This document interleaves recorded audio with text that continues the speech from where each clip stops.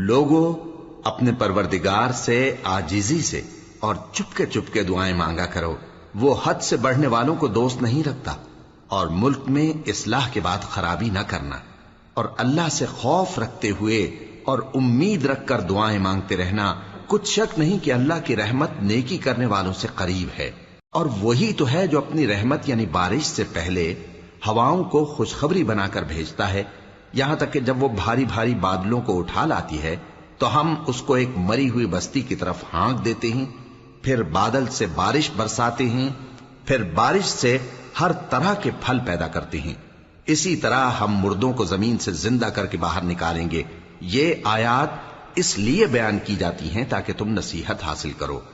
اور جو زمین پاکیزہ ہے اس میں سے سبزہ بھی پروردگار کے حکم سے نفیس ہی نکلتا ہے، اور جو خراب ہے اس میں سے جو کچھ نکلتا ہے ناقص ہوتا ہے۔